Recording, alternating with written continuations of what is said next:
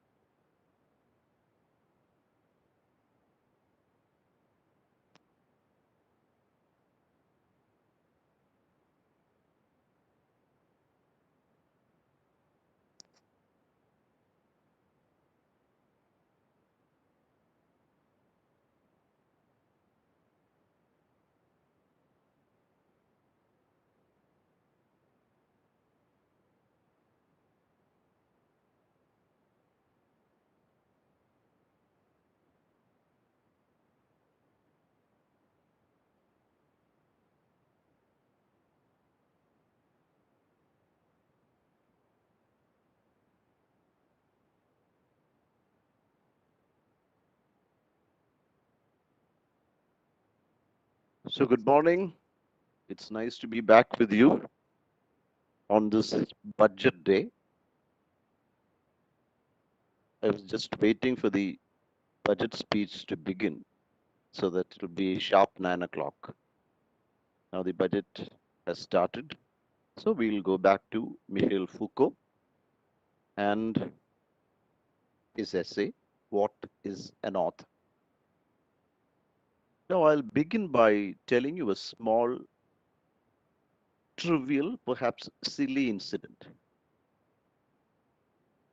One of my students, after trying to read Michel Foucault's essay a few years back, told me, സാറിന് ഈ essay വായിച്ചിട്ട് common sense വല്ലതും തോന്നിയോ?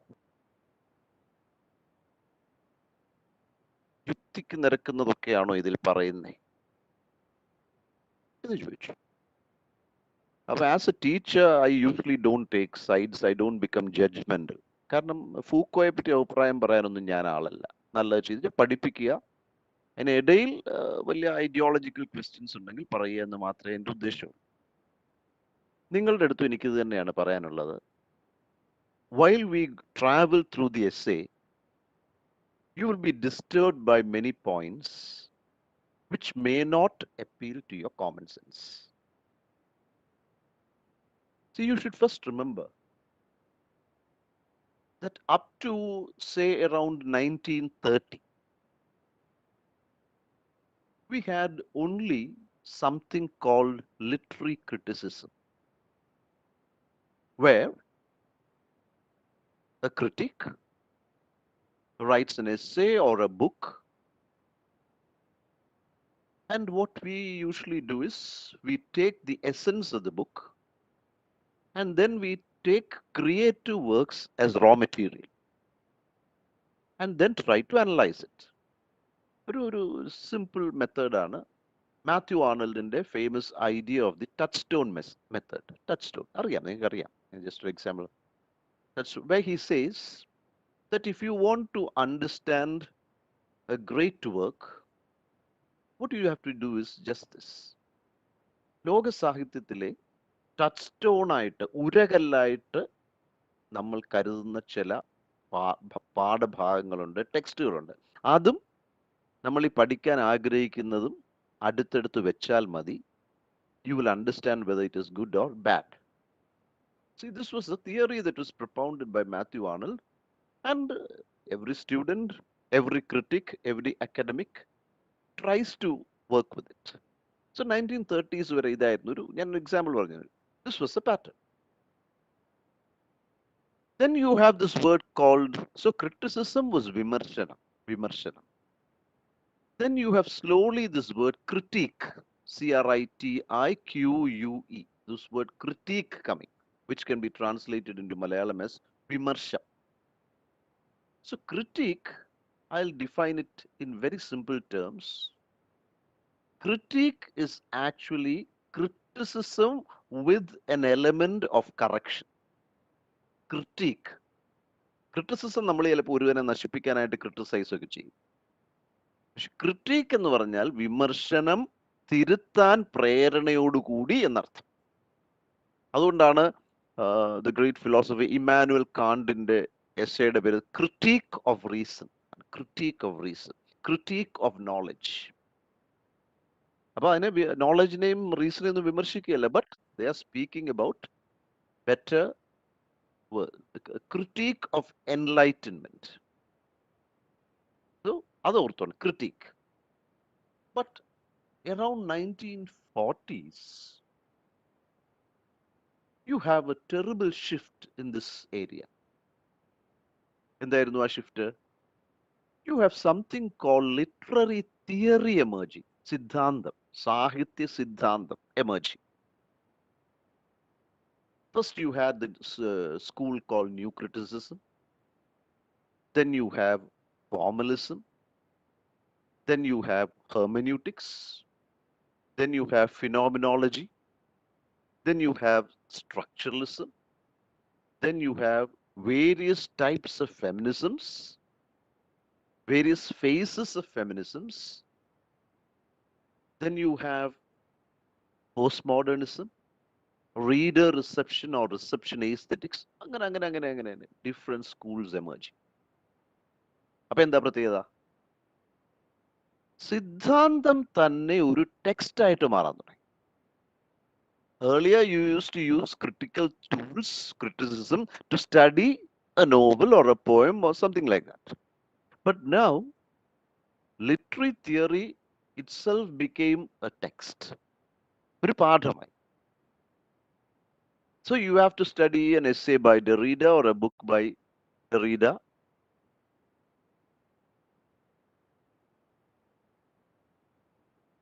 Foucault പഠിക്കണം. അപ്പം വിമർശനത്തിന് ഉപയോഗിക്കാവുന്ന ഒരു എസ്സേ തന്നെ ഒരു ടെക്സ്റ്റായി, ഒരു പാഠമായി മാറുന്നു. And this essay which you are going to study is a fine example of that, where you are going to analyze this essay like a novel or a poem or a drama is analyzed. ഇത് മനസ്സിൽ വെച്ചോളണം. അപ്പം യുക്തി ആലോചിക്കണ്ട.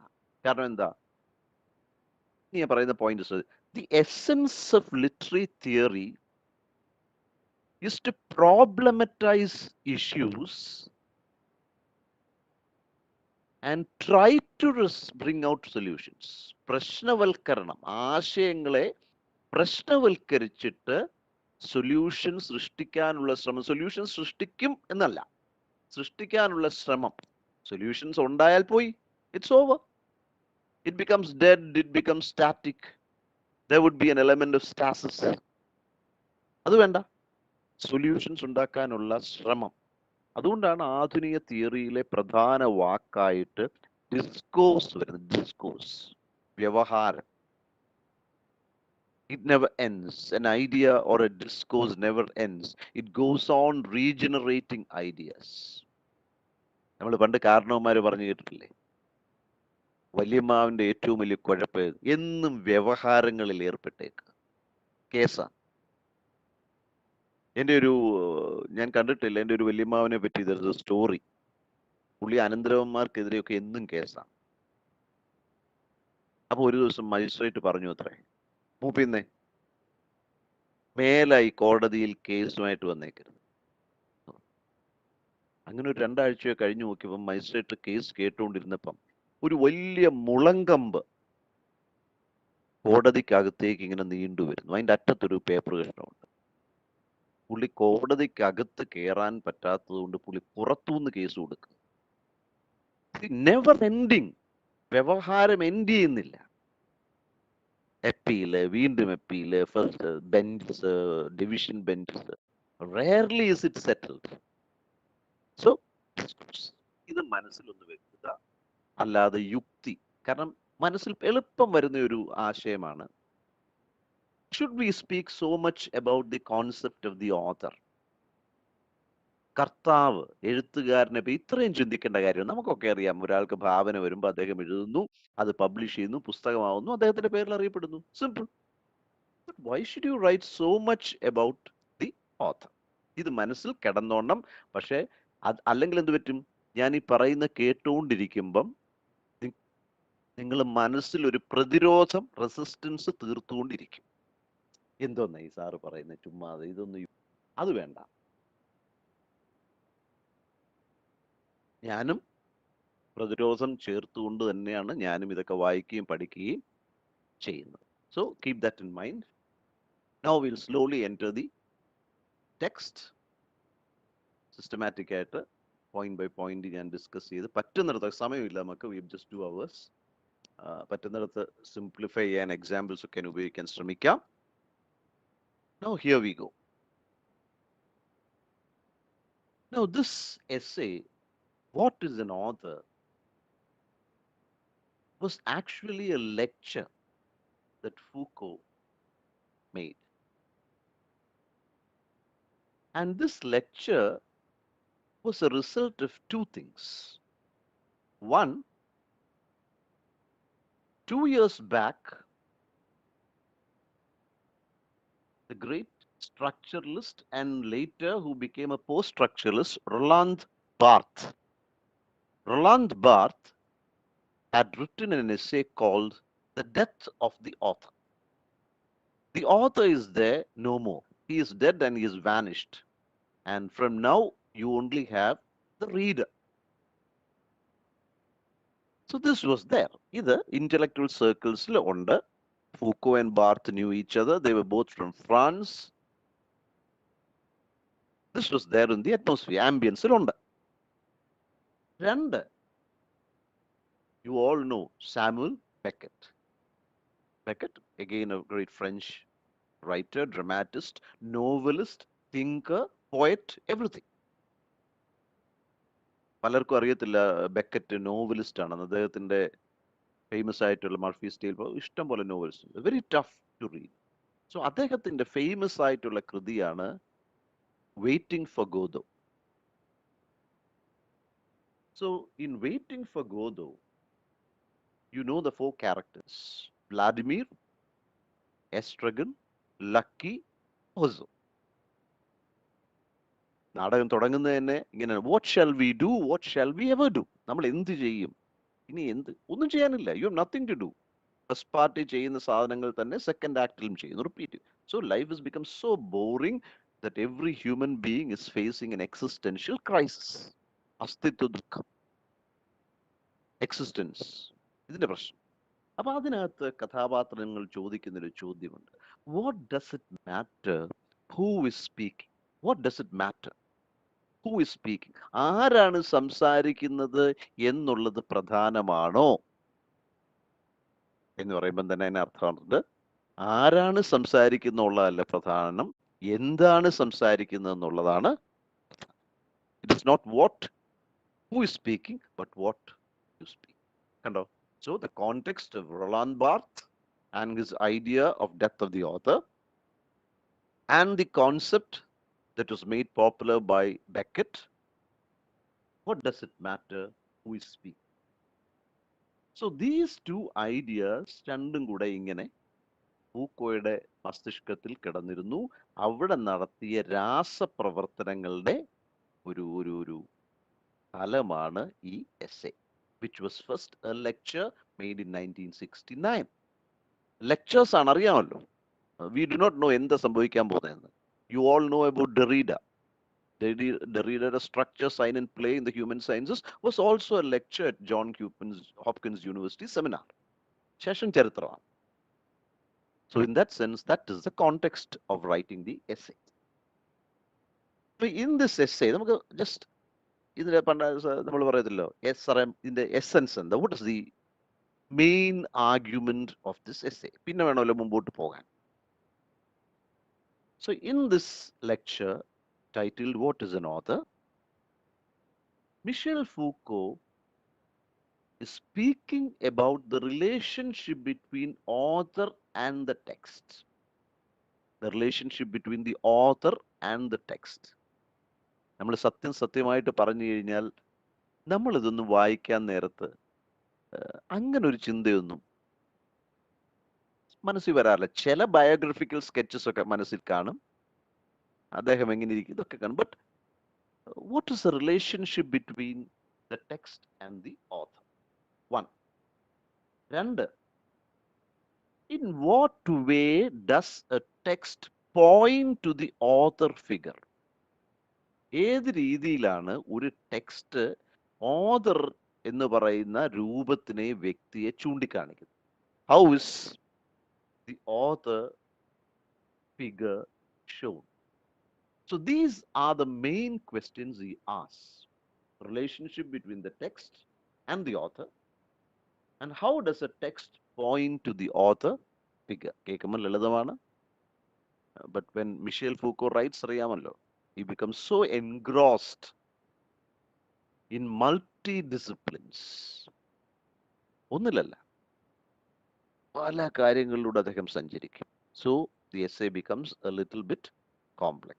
അതാണ് ഇതിൻ്റെ അകത്തെ ഒരു പ്രത്യേകത. Now the essay.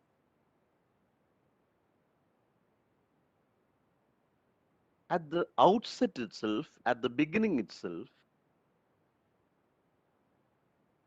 Foucault divides his argument into two parts, or he creates two rules for his argument. One, ശ്രദ്ധിച്ച് ആലോചിക്കണം, മനസ്സിൽ വേർഡ്സ്വർത്തിനെ കൊണ്ടുവന്ന്. What is the definition of poetry? It is recollected in tranquility, spontaneous overflow of powerful feelings. അങ്ങനെയൊക്കെയാണ് കവികൾ പണ്ട് പറഞ്ഞിരുന്നത്. എന്താണ് കവിത എന്നുള്ളത്? So when you have, well, look at that simple poem, Daffodils. എന്തുകൊണ്ടാണ് ഡാഫഡിൽസ് എഴുതിയത്? Why did Wordsworth write Daffodils? Wordsworth ഒരു ഘട്ടത്തിൽ അദ്ദേഹത്തിന് എഴുത്തിൽ ഒരു റൈറ്റേഴ്സ് ബ്ലോക്ക് വന്നു. അതുകൊണ്ട് അദ്ദേഹത്തിന് സ്കോട്ട്ലൻഡിൽ പോയി സഞ്ചരിക്കേണ്ടി വന്നു. പിന്നെ യാത്രക്കിടയിൽ he saw these daffodil flowers and they left a lasting impression in his mind. അപ്പൊ ഈ മനസ്സിൽ കിടക്കുന്ന ഡാഫഡിൽസ് അദ്ദേഹം തന്നെ പറയുന്നുണ്ട്, when they flash upon my inward eye, എൻ്റെ ആന്തരിക നയനങ്ങളിൽ ഈ പൂക്കൾ വരുമ്പോൾ, they flash upon my inward eye a host of golden daffodils.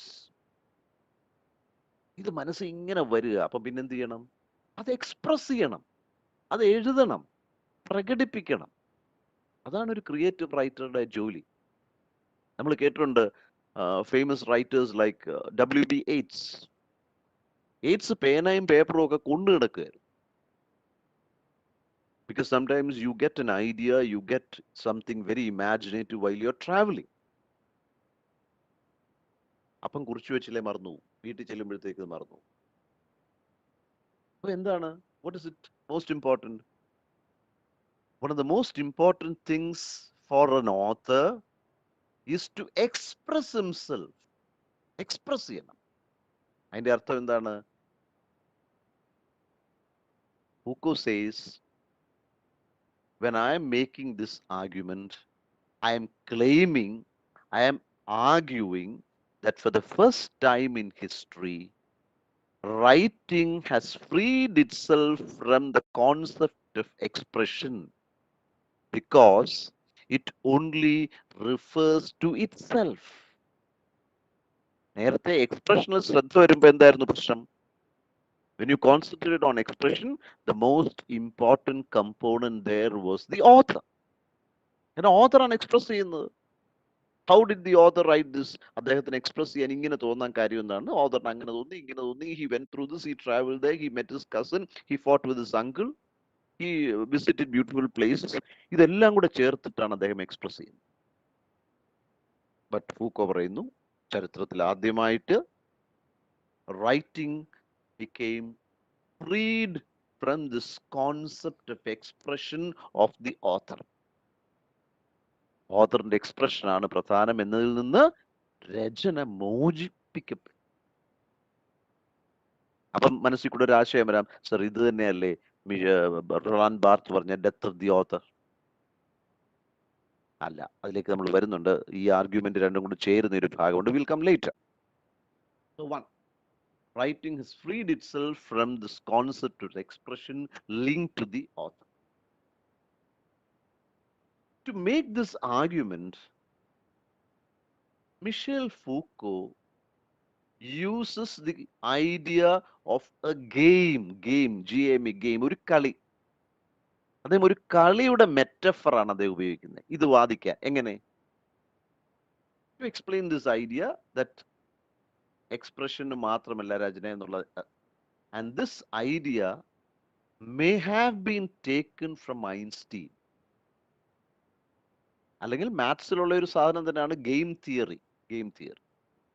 where life is seen as a game. ജീവിതം ഒരു കളിയാണ്. You know the very famous quotation that Einstein said, life is just like a game. Life is just like a game. First you have to learn the rules of the game and then play it better than anyone else. ഇതാണ് ഗെയിമിന്റെ സിദ്ധാന്തം. First, life is a game. First you have to master all the rules of the game and then you have to play it better than anyone else. See, ഇന്നലെ French Open tennis നടക്കുകയാണ്. French ഓപ്പണിൽ ഇന്നലെ രാത്രിയിലത്തെ കളി എന്ന് പറഞ്ഞാൽ Roger ഫെഡറും സിലിക്കും തമ്മിലായിരുന്നു. And Federer won. അപ്പം when you watch Federer's game you understand.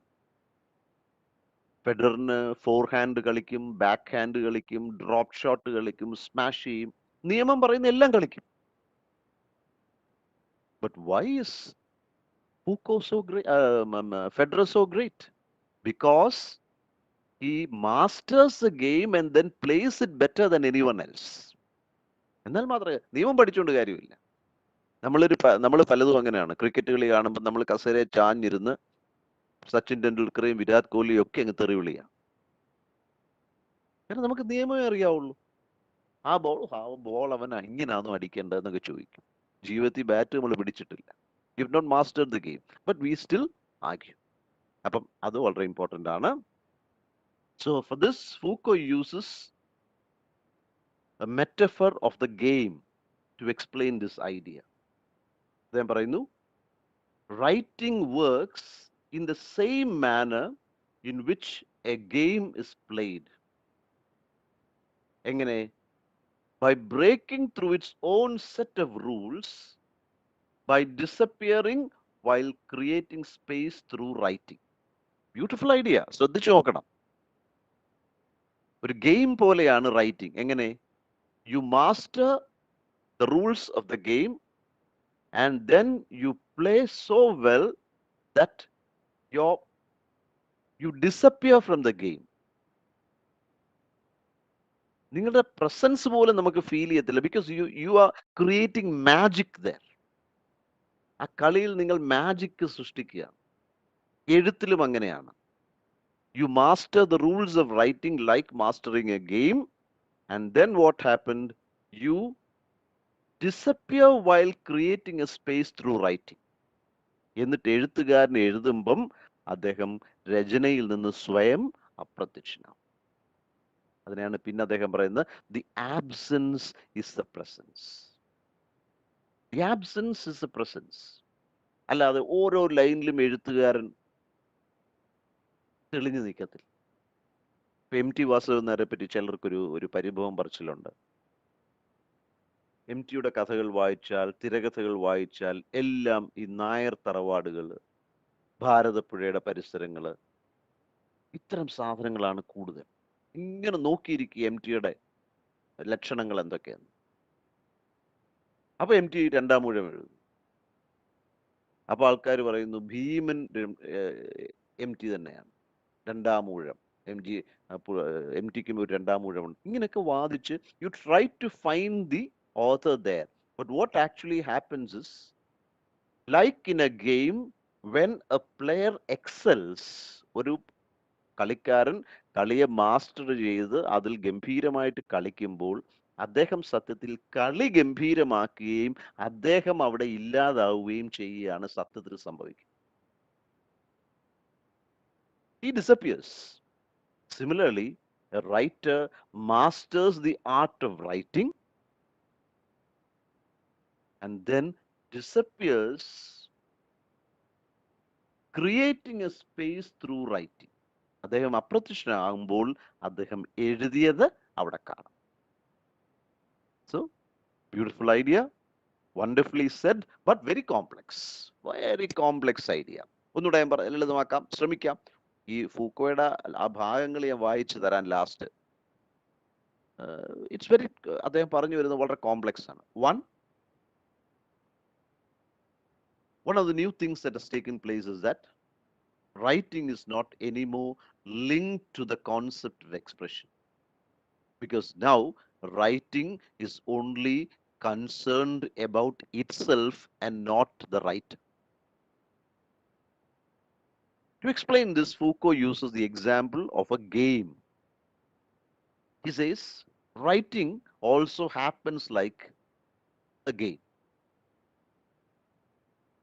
where the player masters the rules of the game, and then he creates a space for writing, and in the process he disappears and the writing remains. The writing remains.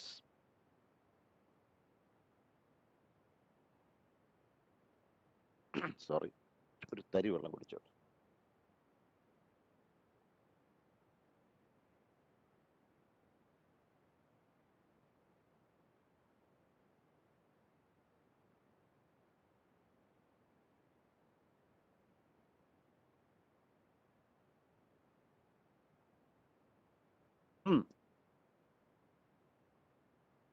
Foucault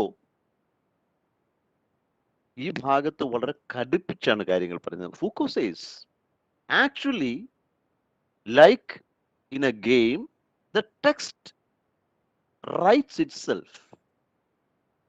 The text writes itself, and the author finds himself helpless and weak. Because he may have written the work, but once it is written, the author becomes insignificant and he becomes weak. പിന്നെ എന്തിനാണ് author? എന്തിനാണ് ഈ author എന്ന് പറയുന്ന ആള്? അതിന് Foucault പറയുന്നത് അതൊരു തന്ത്രമാണ്. കാരണം എന്താണ്?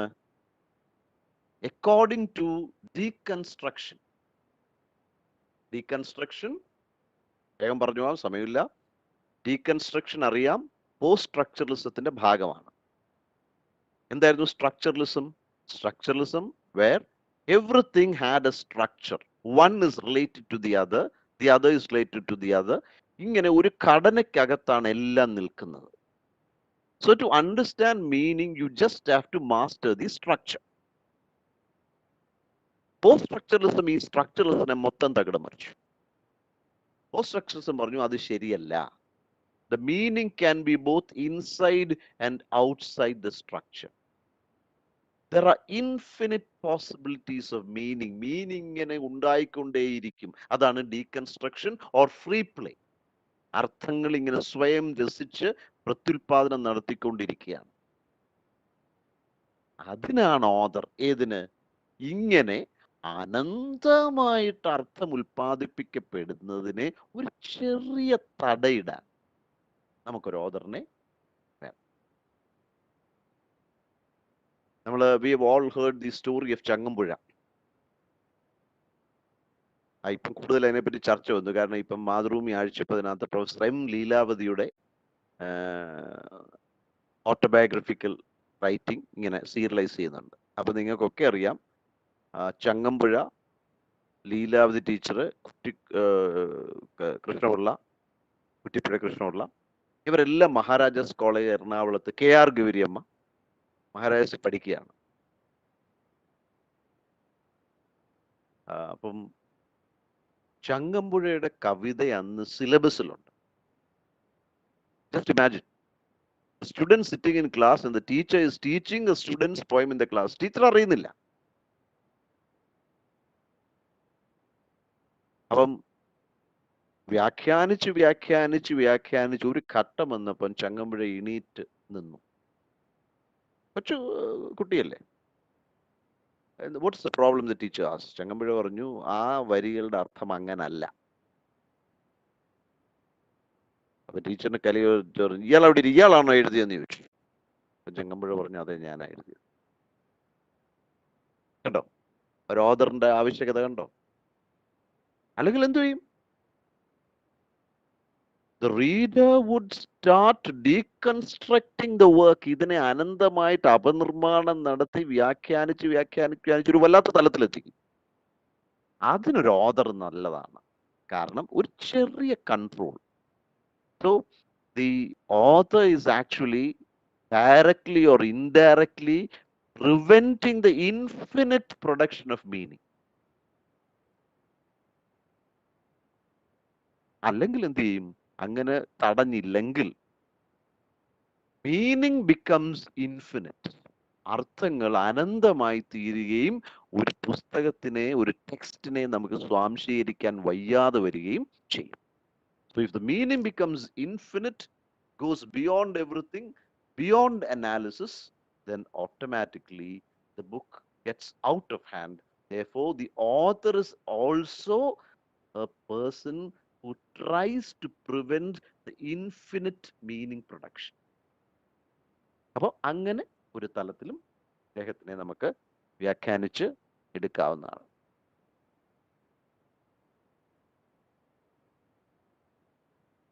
Okay, so that was the first. Writing has been freed from the concept of expression, and writing is like a game where the author masters the game and then slowly disappears, and the only writing remains.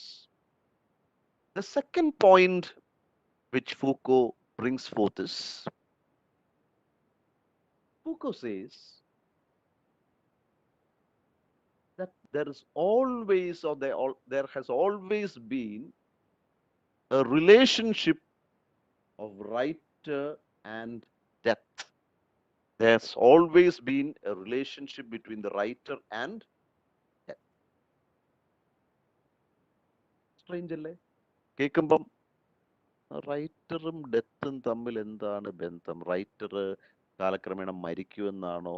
നേരത്തെ കണ്ടകൂട്ട് ഗെയിമിൽ കണ്ടകൂട്ട് അദ്ദേഹം എഴുതി അപ്രത്യക്ഷമാകുമ്പോൾ മരിക്കുമെന്നാണോ? What is the relationship between the writer and death? അതിന് വളരെ രസകരമായ arguments ആണ് Foucault നിരത്തുന്നത്. Foucault പറയുന്നു, there's always a relationship between the writer and death. And he says, ഇതെന്റെ പുതിയ ഐഡിയ ഒന്നുമല്ല. It's not at all an original idea of mine, because this relationship between the writer and death was already there in the Greek epic, the Greek ancient epics, like Ulysses and Oedipus and Aeneid. ആ കഥകളിലെല്ലാം ഹോമറിന്റെ Iliad എപ്പിക്സിലെല്ലാം ഈ relationship between author and death ഉണ്ട്. എങ്ങനെ? The hero of those great epics, Greek epics, would automatically be a young hero. And he attains immortality or continuation through death. ഈ യവന സാഹിത്യ കൃതികളിലെ നായകന്മാരെല്ലാം ചെറുപ്പമായിരിക്കും. അവർ യുദ്ധത്തിൽ ചെറുപ്പത്തിൽ മരിക്കും. പക്ഷേ in the process what happens, they become immortal. അനശ്വരരായിട്ട് അവർ മാറും. So these Greek young epic heroes who die young in the works get immortality through these epics. ഇതിഹാസങ്ങൾ കൂടി അവർ അനശ്വരരായിട്ട് മാറും. അതുകൊണ്ടാണ് നമുക്ക് ഇപ്പോഴും ആ ഗ്രേറ്റ് അക്യുലസിനെയും പാരസിനെയും മെലനസിനെയും ഒക്കെ നമ്മൾ ഇപ്പോഴും ഓർക്കുന്നത്. They died very young. They still exist in our system because they have been made immortal by the writers. And automatically, when these heroes become immortal, when they are immortalized, it means the hero has died early. And when he dies early, that's a beautiful point. When he dies early, what happens? he becomes magnified or exaggerated or delineated or grand or royal or aristocratic. ഈ മരണം അവനെ magnify ചെയ്യുന്നു, വളർത്തുന്നു, ഉദാത്തവൽക്കുന്നു, sublime ആക്കും. Therefore, according to Foucault, the writer of the Greek epics tried very hard, tried or used different strategies, different narrative techniques, etc., to glorify the hero. And Foucault says the Greek epic is one example where the death of the writer is discussed. The death of the writer is discussed. ഇപ്പൊ ഒറ്റ സ്ട്രോക്കിൽ അത് clear ആക്കി തരാം. നേരത്തെ നമ്മൾ കണ്ടു ഗെയിമുമായിട്ടുള്ള relationship, game, where the writer masters the game, writes, and disappears. Similarly, in Greek epics, these young heroes master warfare, master the art of fighting, master chivalry, and then they die young. And the death of the young hero is actually one way of speaking about the disappearance of the author. The death of the young hero is actually making him immortal, and in the process, the author dies, but he becomes immortal. തീർന്നില്ല, റൈറ്റിംഗും ഡെത്തും തമ്മിലുള്ള ബന്ധം കഴിഞ്ഞിട്ടില്ല. One, Greek epics, the hero dies young and he becomes immortal, etc., etc. One. Number two, Foucault പറയുന്നു, there is another fine example where death is postponed. മരണം നീട്ടിവെക്കപ്പെടുന്ന ഒരു ചരിത്രവും കൂടിയുണ്ട്. And he takes the fine example of the 1001 Nights of the Arabian Tales. 1001 രാവുകൾ. ആ കഥകൾ നിങ്ങൾക്ക് അറിയാം. It is a story of the Queen Shahzadeh, Sheherazad, Shahzadeh. Every night she tells a story, and in the process she escapes death. ഓരോ ദിവസവും കഥ പറഞ്ഞ് നിർത്തുന്നിടത്ത് പകല് വരുന്നു. So next night she continues a story, and through the storytelling she is able to postpone or forestall or stop. So this is another technique according to Foucault. One, the death of the Greek hero. Two, the postponing of death in the Arabian tales. So in one, you have the immortality of the hero, and in 1001 Nights, you have avoiding of death. Death is avoided. So there is immortality in the Greek epic and postponing of death in the Arabian tales. And the Foucault also says the Arabian tales were actually transformed by Western society. അത് ശ്രദ്ധിക്കണം. കാരണം നേരത്തെ പറഞ്ഞ യുക്തി നിങ്ങളുടെ മനസ്സിൽ തോന്നാം. Did the person who created the 1001 Nights, did he think like Foucault? Did he think about the author, vanishing of the author, postponing of death? Did he think on those lines? Or was it just an ordinary storytelling, adventurous storytelling മാത്രമായിരുന്നു? അതുകൊണ്ടാണ് Foucault immediate ആയിട്ട് മുൻകൂർ ജാമ്യം എടുക്കുന്നത്. The Arabian tales were transformed by the Western society. എങ്ങനെ? Just as Sherazade sacrificed a night's sleep to fight death, The writer sacrifices his very existence.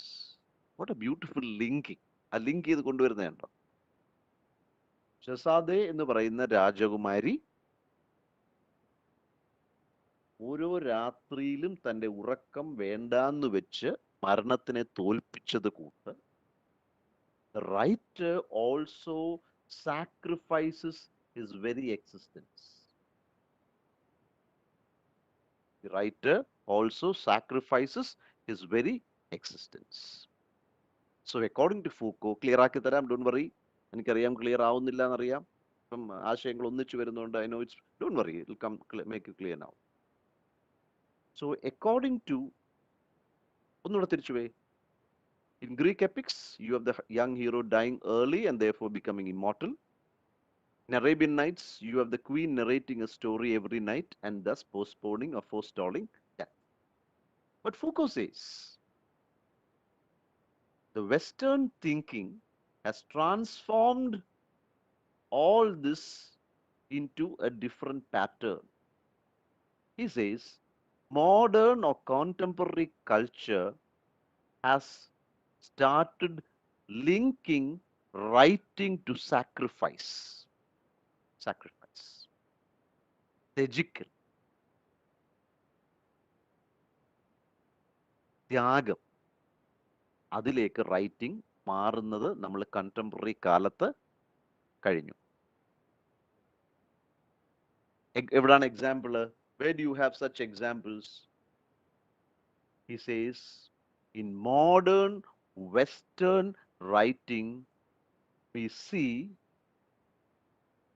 that the authors are dying. Western writers see their authors die.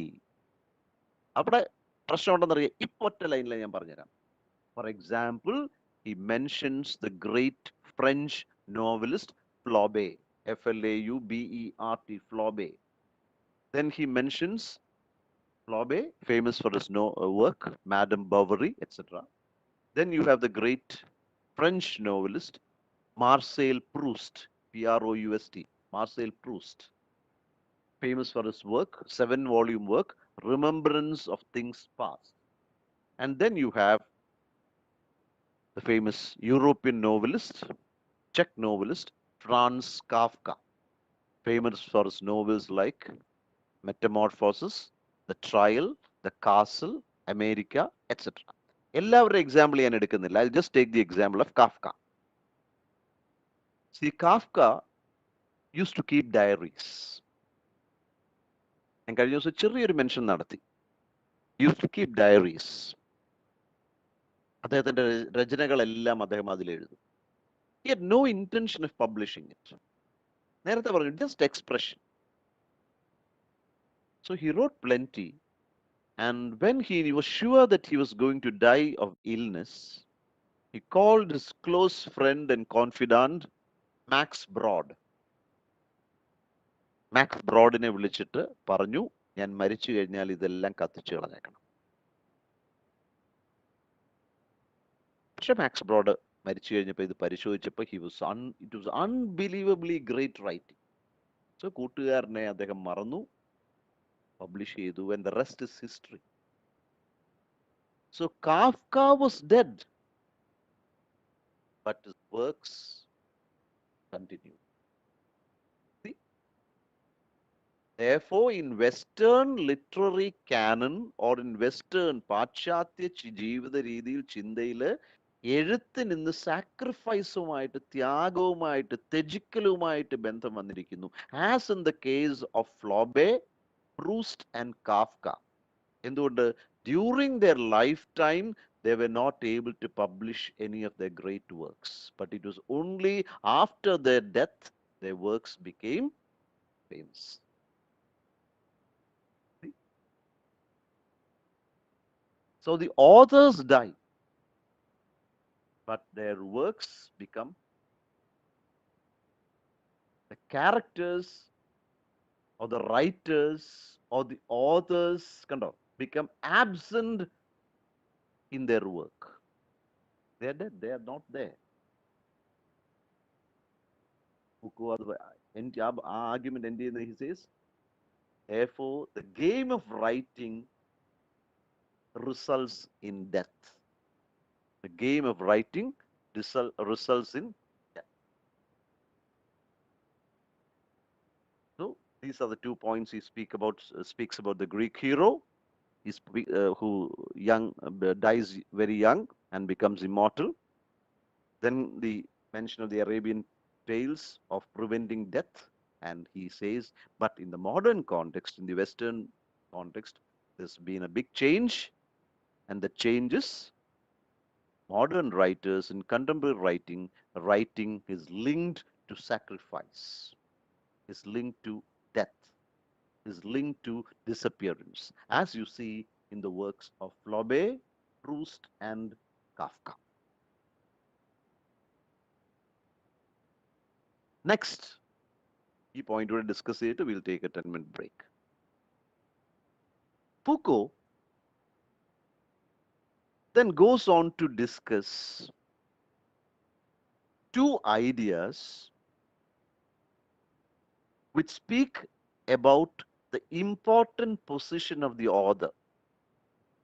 See, we always believe that the author has a privilege. ഒരു ഓഥറിന് ഒരു privilege ഉണ്ട്. അതിനെ ഒന്ന് നോക്കിക്കാണാം. എന്താണ് അദ്ദേഹം പറയുന്നത്? The notion of a work, the idea of a work, ഒരു കൃതി, ഒരു work, WRK, what is it? So we have to look at the idea of a work. One, what is the idea of work? What is it? എന്താണ് ഒരു വർക്കിന്, ഒരു കൃതിക്ക് ഉള്ളിലുള്ള idea? Two, what elements a work is composed of? എന്ത് elements ആണ് ഒരു വർക്കിനെ സൃഷ്ടിക്കുന്നത്? Foucault says they are very, very difficult questions to come to a conclusion to.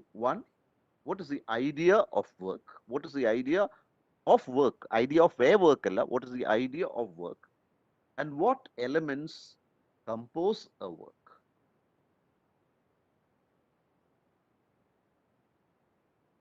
ഇത് ക്ലിയർ ആക്കാൻ അദ്ദേഹം പറയുന്നു.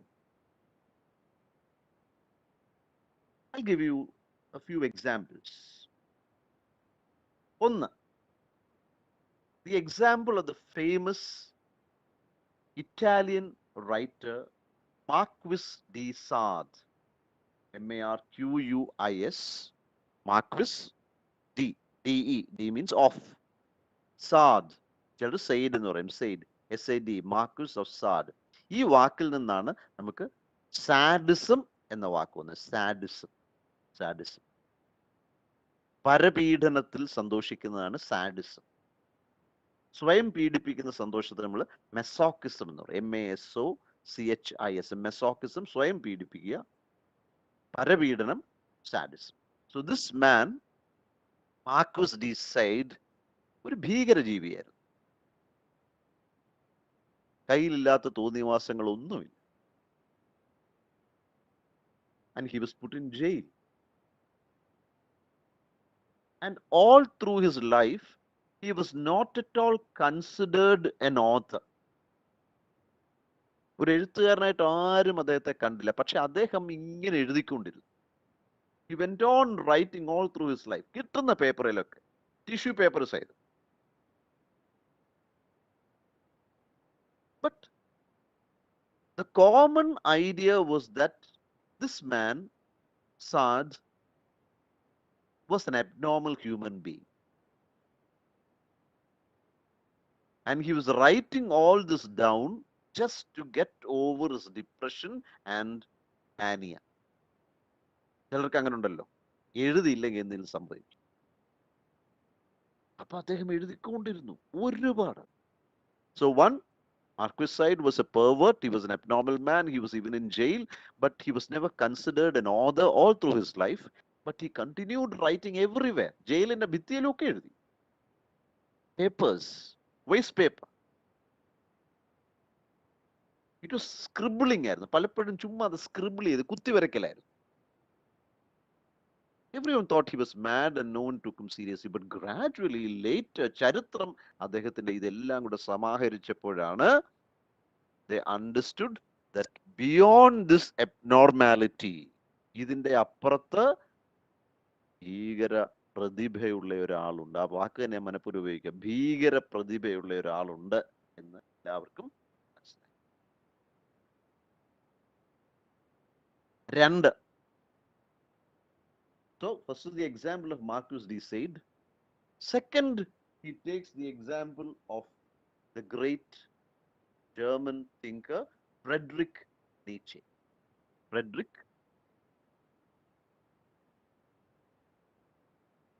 Nietzsche, അറിയാമല്ലോ, famous for his great works like Death, Birth of a Tragedy, Thus Spake Zarathustra.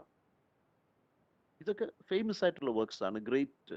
അദ്ദേഹവും തലയ്ക്ക് കുഴപ്പമുണ്ടെന്ന് പറഞ്ഞ് ജയിലിൽ പിടിച്ച ആളാണ്, പിടിച്ചിട്ട കക്ഷിയാണ്.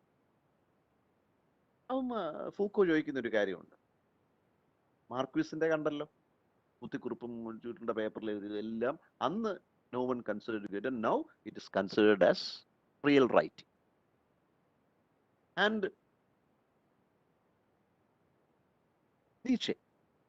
നീച്ചെ എന്തൊക്കെ ചെയ്യുമായിരുന്നു? നീച്ചയ്ക്ക് ഒരു കുഴപ്പമുണ്ടായിരുന്നു. അഫോറിസംസ് ഉണ്ടാക്കി വെക്കും. APHORISMs. അഫോറിസംസ് മീൻസ് കൊട്ടേഷന് പറ്റിയ വരികൾ അദ്ദേഹം മുൻകൂർ തയ്യാറാക്കി വെച്ചേക്കും. നല്ലൊരു ഭാഗം വരുമ്പോൾ അത് ഇടയിൽ കയറ്റാവുന്ന രീതിയിൽ കുറെ തയ്യാറാക്കി വെക്കും. എഫോറിസംസ്. അദ്ദേഹത്തിന്റെ അങ്ങനെ ഒരു എഫോറിസമാണ് God is dead, so man is free. Very famous line in history. And that was incorporated in his great work, Thus Spake Zarathustra. നമ്മുടെ നാരായണത്ത് ഭ്രാന്തനെ പോലെ ഒരു കഥാപാത്രമാണ് സരത്തൂസ്ത്ര. അപ്പം നീച്ചെ എഫോറിസംസ് ഉണ്ടാക്കും. രണ്ട്, ഈ എഴുതുന്നതിനിടയിൽ പേപ്പറിന്റെ ഇടതുവശത്ത് അദ്ദേഹം ചില അഡ്രസ്സുകൾ എഴുതി വെക്കും, വിലാസം.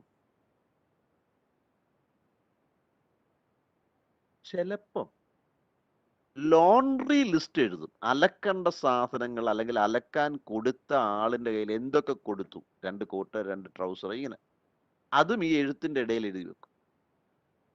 So he used to write aphorisms, he used to write addresses, he used to write drafts, he used to write laundry bills. ഇതെല്ലാം അദ്ദേഹത്തിന്റെ എഴുത്തിന്റെ ഇടയിൽ അദ്ദേഹം ഓർക്കുമ്പോൾ അങ്ങ് എഴുതി വെക്കും. So Foucault is asking, can you consider all that writing? ഇത് എല്ലാം നീച്ചെ എന്ന ഓതറിന്റെ റൈറ്റിംഗ് ആണോ? Can you consider the writing of Marquis de Sade? And can you consider the writing of Friedrich Nietzsche as real writing? Very important point that he asks. We'll do one thing. We'll take a 10-minute break and come back. We'll come back at 11:10. Is that okay?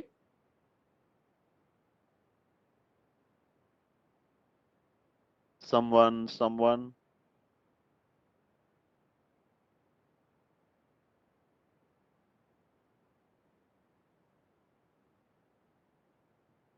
എല്ലാവരും okay.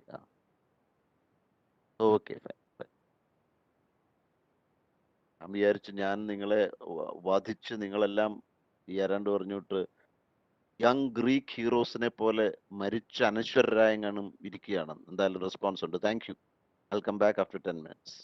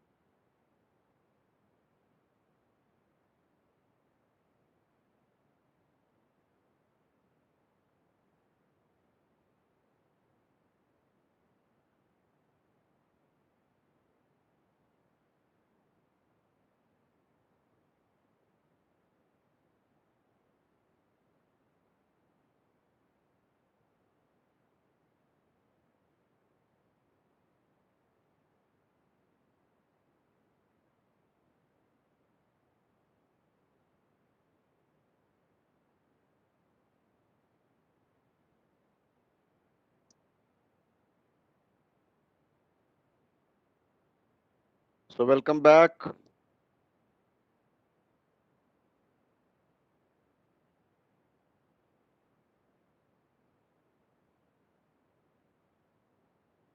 Are you back?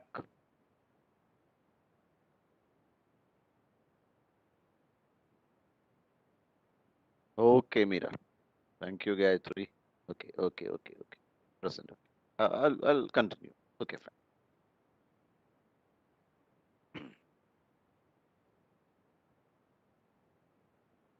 Hmm. So we saw about Flaubert and Proust and Kafka, and then two ideas about the concept of work. Now, Foucault asks,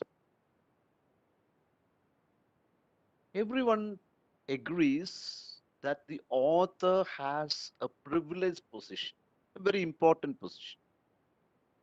ഒരു പക്ഷപാതിത്വം കിട്ടുന്ന ഒരു പൊസിഷനാണ്, ആദരിക്കപ്പെടുന്ന ഒരു position ഓതറിനുണ്ട് എന്നുള്ളത് നേരാണ്. പക്ഷെ നമ്മൾ അതിനെ ഒന്ന് ചോദ്യം ചെയ്യേണ്ടതല്ലേ? Don't you think we should question this idea that the author has a privileged position? Should we not problematize it? എന്നിട്ട് അദ്ദേഹം പറയുന്നു, അതിന് ഒരു രണ്ട് ഐഡിയാസ് എടുക്കാം. The first idea is the concept of work. അദ്ദേഹം അതിന് ഉപയോഗിക്കുന്ന വാക്ക് over, OEVRE, over.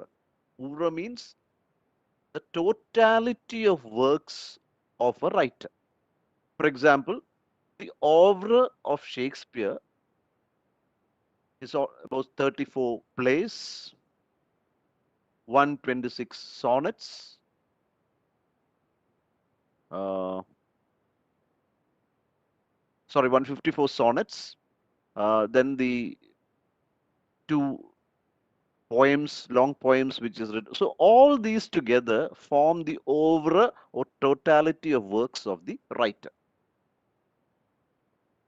Now, it is very important to think whether an author's oeuvre will include everything that he or she has written. നേരത്തെ ഞാൻ പറഞ്ഞു രണ്ട് examples മറക്കരുത്.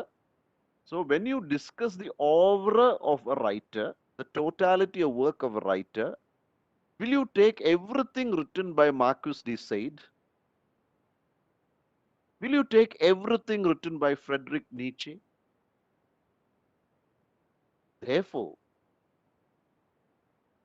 there is a big problem. That is, the word work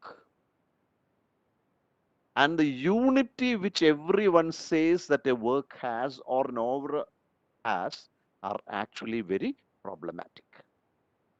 ഒരു കൃതി എന്ന് പറയുന്നതും ആ കൃതിക്ക് എഴുതപ്പെട്ട എല്ലാമായിട്ട് ആന്തരിക ഐക്യമുണ്ട് എന്ന് പറയുന്നതും ഭയങ്കര പ്രശ്നമാണ് എന്നാണ് ഫൂക്കോ പറയുന്നത്. രണ്ട്, Foucault speaks about the idea or notion of writing. WRIT, writing. എന്നിട്ട് അദ്ദേഹം ഉപയോഗിക്കുന്ന വാക്ക് റൈറ്റിംഗ് അല്ല സത്യത്തിൽ. He uses the French word écriture. ECRITURE. Écriture in French means writing. But Frenchly écriture എന്ന വാക്ക് വന്നതോടുകൂടി it became a theoretical jargon. For example, it became very popular with the French feminists. അവർ പറയുന്നത് écriture feminine എന്നാണ്. Écriture feminine. That means feminine writing. They claim that real feminist writing is entirely different from male writing. അവർ വാദിക്കുന്നു écriture feminine. So writing എന്നാണ് ഫ്രഞ്ചിൽ എക്രിച്ചറിന് വരുന്നതെങ്കിലും എക്രിച്ചർ കുറച്ചുകൂടെ ഒരു sophistication, സാങ്കേതികം ഉള്ള ഒരു പദമാണ്. Foucault says, when you discuss the écriture of a writer, not just writing, écriture of a writer, you understand that the reference to the author is missing and you see only his absence. You don't see the presence of the author, you actually see only his absence. Why? Because it is a space and time that is important to the reader while understanding a text. So when a reader tries to understand a text, what is important to him is a space and time. What does that mean? It means that readers try to imagine the space in which the text is created and the time in which it is unfolding. There, the author is not at all important. That's why he uses the word "ekriture," writing in the വാക്ക് മാറ്റുന്നു. So he says, when you discuss the concept of ekriture, you find that the author is missing, but he is actually absent because the reader gives importance only to the space and time of the work, which means that the readers always try to imagine the space and time in which the novel or the work or the poem was created and the time it unfolds through the creation. Therefore, in literature, the author is not at all important. എന്നിട്ട് Foucault ചേർക്കുന്നു. അതുകൊണ്ട് the notion of literature is very, very complex. കാരണം എന്താ? When you speak about space and time, can you ignore the author? അത് നമ്മുടെ വാദമാണ്. Foucault അത് മനസ്സിൽ കണ്ടിട്ടാണ് ഇറ്റ്സ് കോംപ്ലക്സ് എന്ന് പറയുന്നത്. Can you forget when, for example, when R.K. Narayan is writing about Malgudi, writing a novel, Swami and Friends, he is placing that novel in Malgudi. But when you think about Malgudi, don't you think of R.K. Narayan? Gabriel Garcia Marquez is creating the place Maconda, an imaginary town. But when you hear the word Maconda, are you just bothered about the space alone? Are you just bothered about the time in which it happens? Do you not think of the author also? When you think of the strategy, magical realism, ആ magical റിയലിസത്തിനെ മാത്രമാണോ ആലോചിക്കുന്നത്? മാർക്വസിനെ കൂടെ ഒന്നും ആലോചിക്കത്തില്ലേ? Cinema എടുത്തു നോക്ക്. When you think of a film like Amaram, ഞാൻ വലിയ ജാട cinema എന്ന് പറയുന്നില്ല, കോമൺ നമ്മളെല്ലാം കണ്ടു. When you think of a film like Amaram, the film is also a text. When you think of Amaram, the shots in the film, the frames in the film, the photography in the film, the pictures of the beach in the film, ഇതെല്ലാം കാണുമ്പോൾ നമ്മൾ എന്ത് പറയുന്നു? Bharathan touch. അല്ല നിങ്ങൾ സ്പേസും ടൈമും മാത്രമാണോ കാണുന്നത്? അതുകൊണ്ട് പൂക്കോട് അഭിപ്രായം, when you think of the idea of literature, the author is missing. Only the space and time are important, but it is very, very complex. അതിന് യാതൊരു സംശയവും ഇല്ല. അത് നമ്മൾ മനസ്സിലാക്കേണ്ടിയിരിക്കുന്നു എന്നാണ് അദ്ദേഹത്തിന്റെ ഐഡിയ. സ്വാഭാവികമായിട്ട് അടുത്ത പോയിന്റ് എന്തായിരിക്കും നിങ്ങളുടെ മനസ്സിൽ ഇപ്പം വന്നിട്ടുണ്ടാവുമല്ലോ. ഓതർ ആബ്സെന്റ് ആണെന്ന് പറയുമ്പം സ്വാഭാവികമായിട്ടും പൂക്കോ വരുന്നത് മർമ്മത്തിലേക്കാണ്. പൂക്കോ says you have to understand the importance of the author. Is the author just a proper noun or a proper name? ഒരു പ്രോപ്പർ നെയിം അല്ലെങ്കിൽ ഒരു പ്രോപ്പർ നൗൺ, ഹരി, രമ, ബാബു, ഒരു പ്രോപ്പർ നൗൺ ആണ്, ഒരു പ്രോപ്പർ നെയിമാണ്. ഇതാണ് ഒരു author. Can you convert a name into a simple reference point? വളരെ ലളിതമായ ഒരു റെഫറൻസ് പോയിന്റ് മാത്രമാണ് ഒരു പേര്. ഷേക്സ്പിയർ തന്നെ ചോദിക്കുന്നുണ്ട്, what is in a name? A rose by any other name is still sweet. റോസായിക്ക് വേറൊരു പേരിട്ടാലും അത് സ്വീറ്റാണ്. പേരിൽ എന്തിരിക്കുന്നു? നമ്മൾ സ്ഥിരം ചെയ്യും, what is in a name? ഞാൻ ഐ റിമെമ്പർ ഞാൻ കോളേജിലുണ്ട സമയത്ത് ഹിസ്റ്ററിയിലുള്ള ഒരു കുട്ടിയുടെ പേര് വിഭാണ്ട് എന്നാണ്, വിഭാണ്ട്. And the boy was so embarrassed.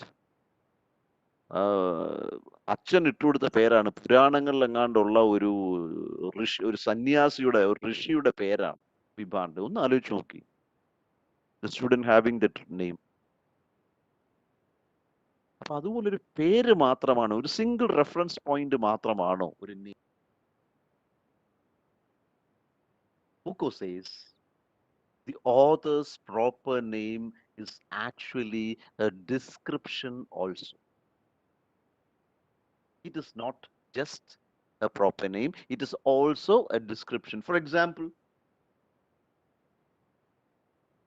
take the case of Aristotle. Foucault പറയുന്നത് എൻ്റെ എക്സാമ്പിൾ അല്ല. Take the case of Aristotle. Aristotle നിങ്ങൾ കുഞ്ഞുങ്ങളെ MA പഠിക്കുന്ന Aristotle നിങ്ങൾ പേര് കേട്ടാൽ ഉടൻ തന്നെ നിങ്ങൾ എന്ത് പറയും? Poetics. You will automatically say poetics. Or you will say he is the father of ontology. Ontology, the science of study of being. സ്വത്വത്തിന്റെ പഠനത്. Or you would say he is the father of analytics. ഇപ്പൊ Aristotle എന്ന് പറയുന്ന പേര് കേൾക്കുമ്പോൾ തന്നെ ഒരു you get some meaning out of it. It's not just an easy singular meaning. So when you take the example of Aristotle, when you hear that name itself, instinctively, automatically, you think of the famous works of Aristotle. Therefore, you have to believe that the author function is therefore about existence, circulation, and functioning of certain discourses within a society. അത് ഫൂക്കോയുടെ തന്നെ ലൈനാണ്. അദ്ദേഹം പറയുന്നത് the author function, അദ്ദേഹത്തിന്റെ ലൈനാണ്, line number 148. The author function is therefore characteristic of the mode of existence, circulation, existence, നിലനിൽപ്പിന്റെ circulation, circulating the creations, and functioning of certain discourse within society. So when you hear the name, it is not just a proper noun, it is not just a single reference point. When you hear the word Aristotle, you are reminded of all the great works of Aristotle. Therefore, a name is not very simple. It is about existence of something, it is about the circulation of something, it is about the spreading of discourse within society, discourse, ideas, vyavahar in society.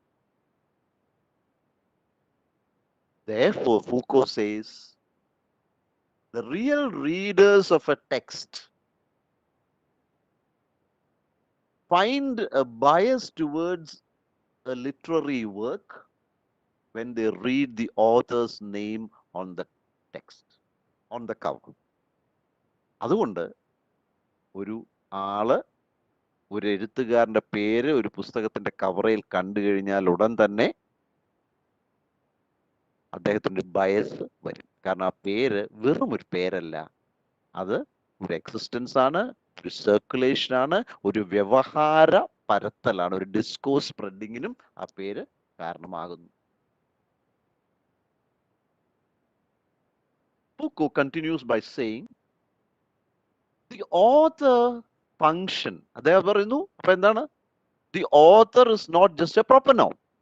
പ്രധാന point ആണ്, the author is just not a proper noun or a proper name.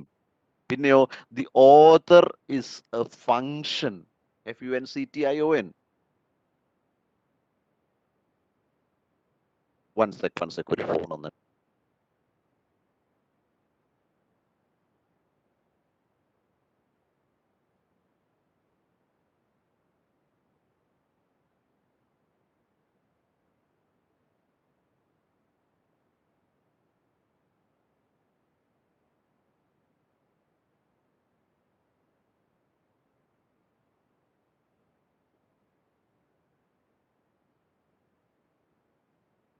Sorry, one of my students was calling. So the author is not just a proper noun or a proper name, it is more than that. And Foucault comes to the most important point, the author is a function. Author ഒരു ചുമതലയാണ്, ഒരു കടമയാണ്, ഒരു കർത്തവ്യമാണ്. And he says the author function can be divided into four. The author function can be divided into four. എന്താണത്? One. The author function is connected to the legal system or the judicial system or the juridial system. Judicial, legal. The author function is connected to the legal system. Why? because individuals, when they write anything that is not decent, that is not progressive, the author becomes responsible. എന്നുവെച്ചാൽ റിഗ്രസുമായിട്ടുള്ള സബ്വേഴ്സുമായിട്ടുള്ള തകിടം മറിക്കുന്ന അധോ ഭാവങ്ങളുള്ളത് എഴുതുമ്പം the author becomes responsible, and therefore the author function is connected to the legal system. അപ്പം law ഇടപെടും. Law ഇടപെടുമ്പോൾ ആരെ പിടിക്കും? ഓതറിനെ പിടിക്കും. അങ്ങനെ legal സിസ്റ്റവുമായിട്ട് ഓതറിന് ഒരു ബന്ധമുണ്ട്. Because whenever the author does something that is not at all suited to the society, the judicial system, juridical system, or the legal system intervenes, interferes, and therefore the author functions connected to the legal system. Two, according to Foucault, the author function changes according to the field and discipline of activity. For example, in a scientific article or in a scientific essay or in a scientific discourse, it is not very important to have the name of the author.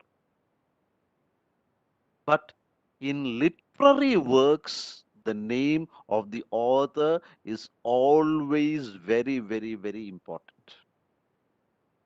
So that becomes very, very important. So, which means the author function does not affect all discourses universally.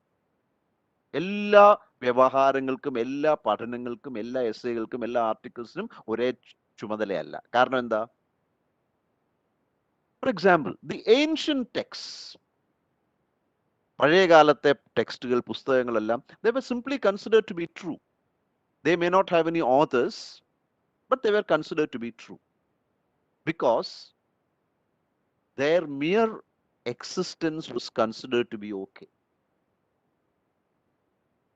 ആ പുസ്തകങ്ങളോട് ഉണ്ട് എന്നുള്ളത് തന്നെ മതി. ആരെഴുതി, എന്തെഴുതി, anonymous ഒന്നും ഒരു പ്രശ്നമില്ലായിരുന്നു ancient പീരീഡിൽ. But in those days, if you wrote something about medicine, cosmology, etc., it needed the name of an author. Anna. Cosmology, study of signs and stars and signs and skies, etc. Then, and medicine, you needed to be signed by the author. But by the 17th and 18th century, വീണ്ടും മാറ്റം സംഭവിച്ചു. 17-18 നൂറ്റാണ്ട് enlightenment renaissance കാലമായപ്പോൾ ഒരു മാറ്റം വന്നു. എന്താണ്? If you wrote anything on science,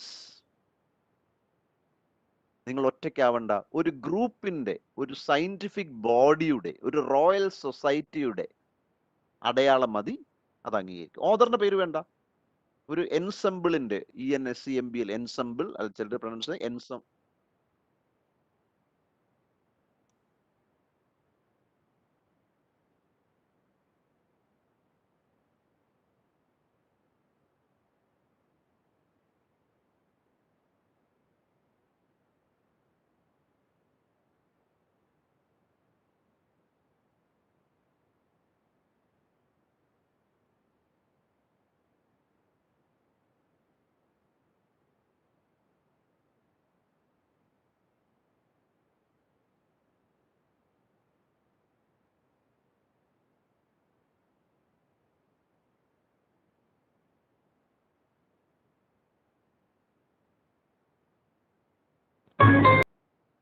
Sorry again. Okay. So by the 18th and 17th centuries, ഒരു സയൻസിന്റെ ലേഖനം വന്നാൽ ഒരാളുടെ പേര് വേണ്ട, അതൊരു ഗ്രൂപ്പിന്റെ പേരായാൽ മതി എന്നർത്ഥം വന്നു. Which means in science articles, the author's role became small. So, our progress on okay. In ancient texts, even if it was anonymous, even if you didn't know the name of the author, it was okay. Only if it was written on cosmology and medicine, it needed the name of an author. But by the 17th and 18th centuries, another change was that if you wrote anything scientific, it did not need one author's name. It needed just the name of a group or an ensemble or a scientific community. And which means the function of the author started diminishing slowly. But then the most important thing is that by this time in literature, the author became very, very important. പേരറിയാത്ത ഒരു കൃതി സഹിക്കാൻ വയ്യാത്ത ഒരു സാധനമായിട്ട് മാറി. Literary anonymity was considered to be very bad and intolerable. നിങ്ങൾ പേര് വേണം സാഹിത്യത്തിൽ എന്നൊരു സ്ഥിരം ഇതിലേക്ക് വന്നു. So that was very important during that time. എന്നിട്ട് ചിലപ്പോൾ ഇതൊരു ഷോർട്ട് ക്വസ്റ്റ്യൻ ആയിട്ടൊക്കെ വരാവുന്ന ഒരു സാധനമാണ്. എന്നിട്ട് ഫൂക്കോ പറയുന്നു, ഞാനൊരു എക്സാമ്പിൾ തരാം. എങ്ങനെയാണ് ക്രിസ്ത്യൻ ട്രഡീഷനിൽ ഒരു എഴുത്തുകാരന്റെ കൃതികളെ ആധികാരികമാക്കി അംഗീകരിച്ചത്? How did the Christian tradition authenticate a work? Christian പാരമ്പര്യത്തിൽ എങ്ങനെയാണ് ഒരു കൃതി ആധികാരികമാണ്, ഇന്നാരുടെ ആണെന്ന് എങ്ങനെ അവർ ഉറപ്പിച്ചു? എന്നിട്ട് അദ്ദേഹം he takes the example of Saint Jerome from the Bible. Saint Jerome, അദ്ദേഹത്തിന്റെ പുസ്തകത്തിന്റെ പേരൊന്നും ഓർക്കണ്ട, ടഫാണ്. De Viris Mastribus, De Viris Mastribus, MUSTRIBUS എന്ന് പറയുന്ന പുസ്തകത്തിൽ പറയുന്നു, ഒരാളുടെ കൃതിയാണോ എന്നറിയാൻ 4 ടെസ്റ്റുകൾ നടത്താം, 4 പരീക്ഷകൾ. ഒന്ന്, just imagine an author has written many books and one of the books is inferior in comparison to the others. ഒരുപാട് എഴുതിയ ഒരാള്, പക്ഷെ അതിൽ ഒരു പുസ്തകം അല്ലെങ്കിൽ 2 പുസ്തകം മറ്റുള്ള പുസ്തകങ്ങളെക്കാട്ടിൽ മോശമാണോ? അത് അയാളുടെ അല്ല. Test number 1. If an author writes many books and if 1 or 2 books are inferior, automatically it means it is not written by the author. രണ്ടാമത്തെ ടെസ്റ്റ്, ഈ എഴുതപ്പെട്ട ഗ്രന്ഥങ്ങളിൽ if some books contradict or oppose the ideas that you see in other works of the same author, it means these works are not his. എന്നുവെച്ചാൽ ഈ പുസ്തകങ്ങളിൽ പറയുന്ന ആശയങ്ങൾക്ക് ഒരു പൊതു സ്വഭാവമുണ്ട്, പക്ഷെ 1-2 പുസ്തകങ്ങളിലെ ആശയങ്ങൾ വളരെ ഡിഫറെന്റ് ആണ്, കോൺട്രഡിക്ടറി ആണ്, ഒപ്പോസിംഗ് ആണ്. അതിന്റെ അർത്ഥം ആ പുസ്തകം ഇയാളുടെ അല്ല. So if the ideas are contradictory, opposing, then you can say that these books are not his. Test number 2. Test number 3. When you look at the total number of works of a writer, if you find a work that has an entirely different style, use of words and expressions so different from the other works, you can come to the conclusion it's not his work. That means you can find out the work by looking at the style of the author. 3 ടെസ്റ്റുകൾ. നാലാമത്തെ, sometimes when you read a text, you will find some ideas and statements that became popular after the death of the author. ഈ author യഥാർത്ഥത്തിൽ മരിച്ചതിന് ശേഷം ചില ആശയങ്ങളൊക്കെ അദ്ദേഹത്തിന്റെ ചില പുസ്തകങ്ങൾ വന്നിട്ടുണ്ട്. അപ്പൊ അതിന്റെ അർത്ഥം they are interpolated. മരിച്ചതിന് ശേഷം ആരോ അകത്ത് തള്ളിക്കയറ്റിയ ഭാഗങ്ങളായിരിക്കും അത്. That means that work is not his. Shakespeare എന്നെ ചിലർ പറയാറുണ്ട്, in some works of Shakespeare you say this part was written by Beaumont and Fletcher. Shakespeare അല്ലാതെ, കാരണം ഷേക്സ്പിയറിന്റെ ഈ ഒറിജിനൽ ടെക്സ്റ്റ് കാണാതെ പോവുകയൊക്കെ ചെയ്തിട്ട് ഈ ആക്ടേഴ്സ് ബൈ ഹാർട്ട് ചെയ്തിരുന്ന് പഠിച്ച് പറഞ്ഞൊക്കെ എഴുതി, അങ്ങനെ ഇന്റർപൊളേഷൻസ്. അപ്പൊ you don't find the style of Shakespeare, you don't find it suited to Shakespeare's age. അപ്പൊ എന്ത് പറ്റും? മരിച്ചു കഴിഞ്ഞാണെന്ന് തോന്നുന്ന രചനകൾ കണ്ടു കഴിഞ്ഞാൽ you can come to the conclusion that it is not by the author. So Saint Jerome, കണ്ടോ, Foucault ബൈബിളിലേക്ക് പോയി. Foucault takes the example of the Bible and says you can find out whether a work is the real work of one author by having four tests. One is if it is inferior to other works. Number two, if it contradicts or questions the other ideas of the author. Number three, if it has an entirely different style. And number four, if there are statements or ideas which came after the author's death, they may be interpolations, and automatically you can ignore them and come to the conclusion that they do not belong to the author.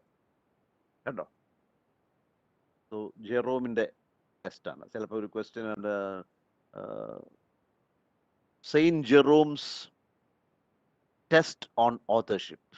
അപ്പൊ ഈ 4 പോയിന്റ്സും ഓർത്തിരിക്കണം.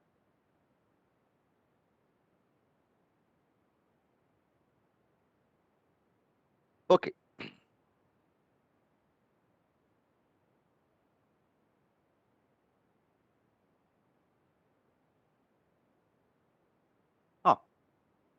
Foucault continues by saying every text, especially literary texts, would have signs, SIGNS, signs. നിങ്ങൾക്ക് അറിയാമല്ലോ, sign, signifier, signified. So Foucault says every literary text may have ideas that refer to the author. Sometimes it may be as personal proverbs, personal pronouns. Sometimes it may be as adverbs of time and place, and sometimes it may be as some verb formations. ഈ grammatical ആയിട്ടുള്ള ഈ രീതികളിൽ ചിലപ്പം, ഇപ്പൊ ഉദാഹരണത്തിന് മലയാളത്തിൽ ഒരു example പറഞ്ഞു തന്നെ, ഒരു റൈറ്ററിനെ പറ്റി പറയുന്ന അദ്ദേഹം, തമ്പുരാൻ, അയാൾ, ഇയാൾ, അങ്ങ്, ഇന്ന് ഇത്തരം പ്രയോഗങ്ങൾ, ഭാഷാ പ്രയോഗങ്ങൾ വരുമ്പം നമുക്ക് ചില ലാഞ്ചനകൾ കിട്ടും. അതേസമയം ഒരു എഴുത്തുകാരൻ അവൻ എന്നാണെങ്കിൽ വേറൊരർത്ഥം കിട്ടും. So these things may refer to the author. ചില ലക്ഷണങ്ങൾ നമുക്ക് തന്നേക്കാം. പക്ഷേ പ്ലീസ് അണ്ടർസ്റ്റാൻഡ്, പ്രധാന പോയിന്റാണ്, please understand that these indications are actually not actual references to the author, but to an alter ego, ALTEREGO, alter ego. It's a pseudo ego, a badal kathabatram, alter ego, another ego, another person. That means in a literary work, it is not necessary always to see the real author. Sometimes the story may be said by an alter ego of the author.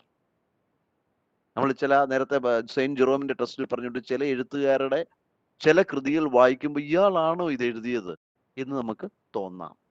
കാരണം ഒട്ടും humour sense ഇല്ലാത്ത ഒരു writer എന്ന് നമ്മൾ ധരിച്ചു വെച്ചിരുന്ന ഒരാള് അദ്ദേഹത്തിന്റെ കൃതികളിൽ ഒരുപാട് ഹ്യൂമർ കാണും. അപ്പൊ നമ്മൾ പറയും ഇത് എഴുതിയത് എക്സ് അല്ല, മറിച്ച് അദ്ദേഹത്തിന്റെ ഓൾട്ടർ ഈഗോയാണ്, വെച്ചാൽ അദ്ദേഹത്തിന്റെ മറുഭാഗമാണ്, മറുപുറമാണ്, the other self in him.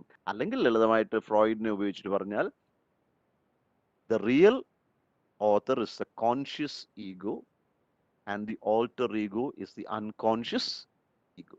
അദ്ദേഹം അങ്ങനെയായിരിക്കാം എഴുതിയത് എന്ന് അദ്ദേഹം പറയുന്നു.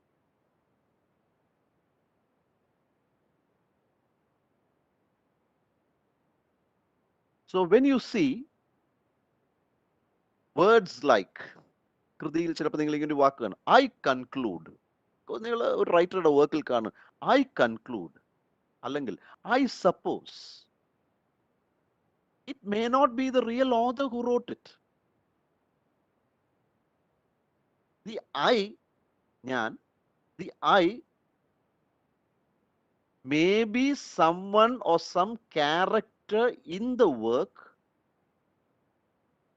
who was speaking at that moment. It may not be the author at all. So when I say I suppose or I conclude, the I is not the author. It may be a character or an alter ego speaking on behalf of the author. Moreover, the I could also be any kind of human being who could do the same task provided he or she has the qualities and insights of the author. അങ്ങനെ വരാം. ഈ I എന്ന് പറയുന്ന ഒരു കഥാപാത്രം പറയുമ്പോൾ ചിലപ്പം ഏതൊരു മനുഷ്യനും ആവാം. ഇത്രയേ ഉള്ളൂ വ്യത്യാസം. ഈ മനുഷ്യന് എഴുത്തുകാരന്റെ ആന്തരിക ഭാവവും ജ്ഞാനവും ഇൻസൈറ്റും ദീർഘവീക്ഷണവും ഉൾക്കൊള്ളാനുള്ള കഴിവുണ്ട് എന്ന് മാത്രമേ ഉള്ളൂ. It may not be the author at all. അതാണ് alter ego. So it may be the alter ego, it may be someone else, but he has the capacity to absorb and understand and assimilate and appropriate the insights of the author. ഒരു level ഇവിടെ ഉണ്ടെന്നാണ് Foucault പറയുന്നത്. There's also another level where the self can also function as voice that speaks the meaning of a work, like a narrator. ആഖ്യാനം നടത്തുന്ന ആൾക്കാർ. നമ്മൾ സിനിമയിലൊക്കെ voice over എന്ന് പറയുന്നത്, വോയിസ് ഓവർ ബാക്ക്ഗ്രൗണ്ട് ചെയ്ത് വരുന്ന ശബ്ദം. ചിലപ്പോൾ അങ്ങനെയാവാം. On another level, the self can also function as the voice that speaks the meaning of a work. ഒരു വർക്കിന്റെ മീനിങ് പറയുന്ന ആളായിട്ടും മാറാം. So in that sense also is very important.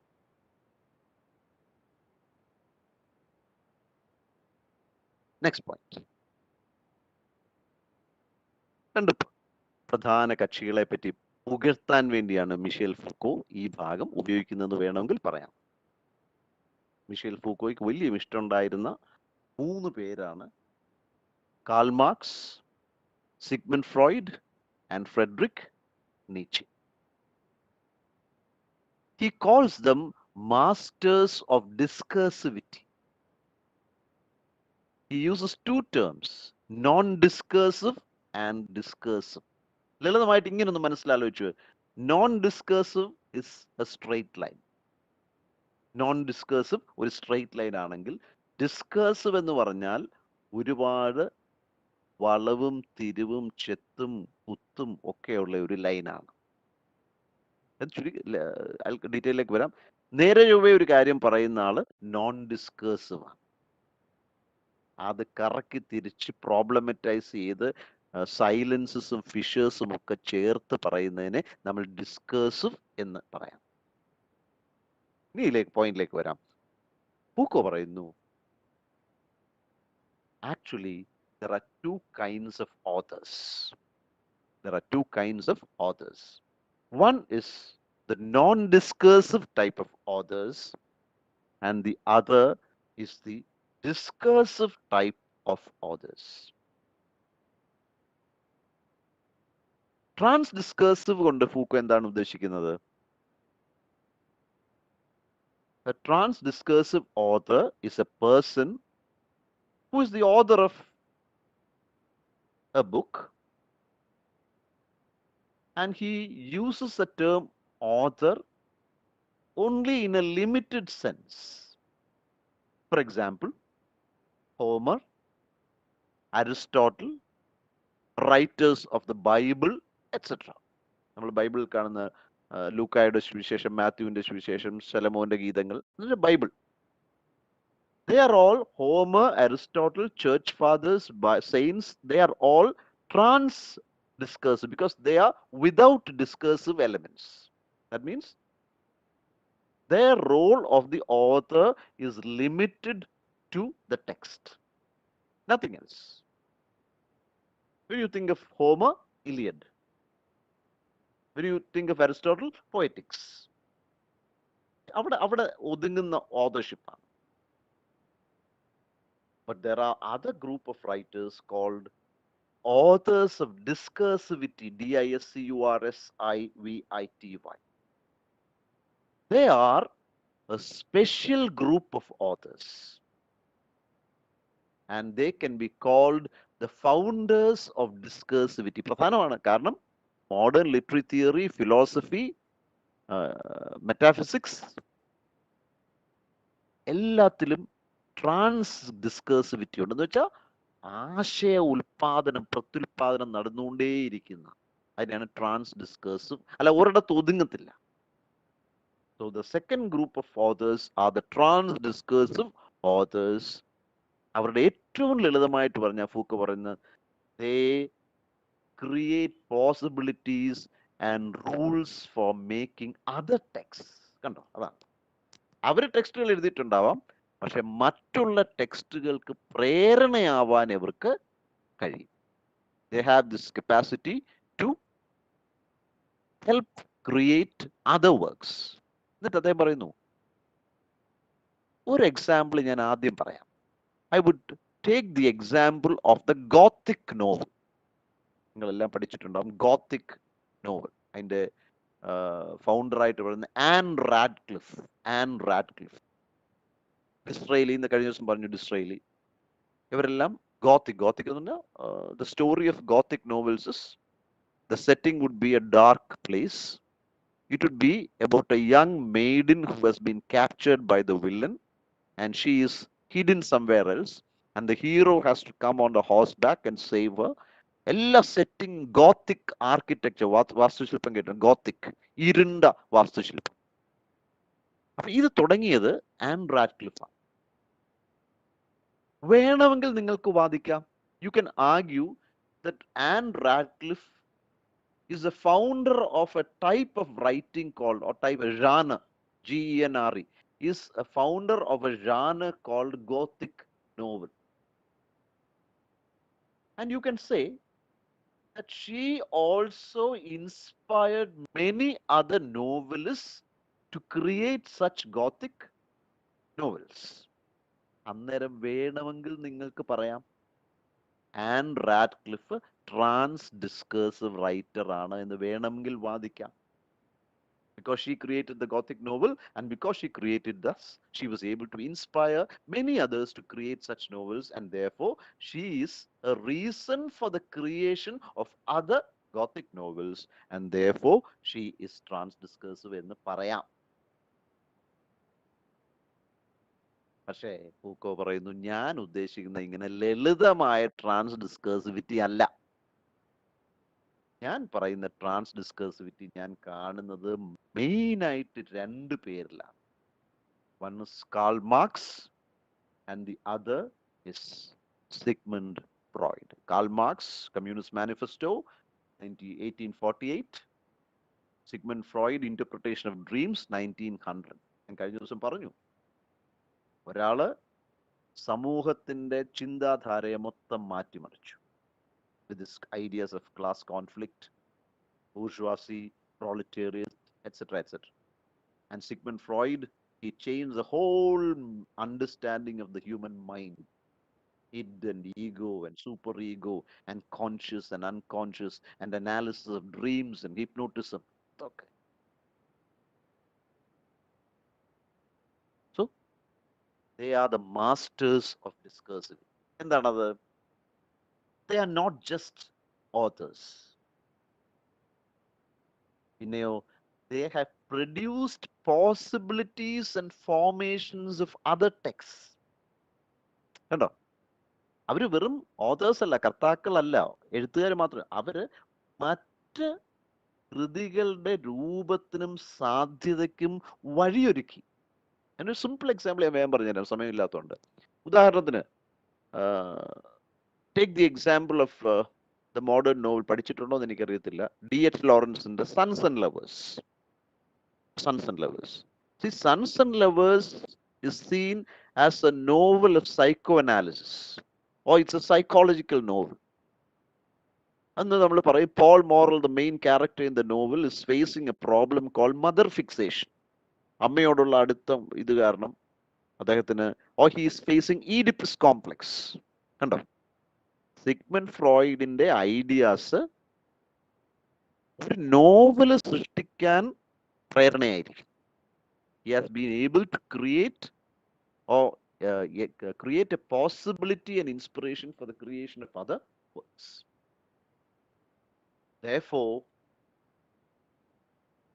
these authors are not like novelists, because the novelist is related to only his work, whereas Marx and Freud, who are masters of discursivity, they open new areas of diversification and discourses.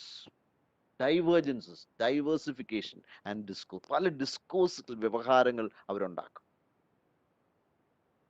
Freud started or opened up the psychoanalytical approach or the psychological approach.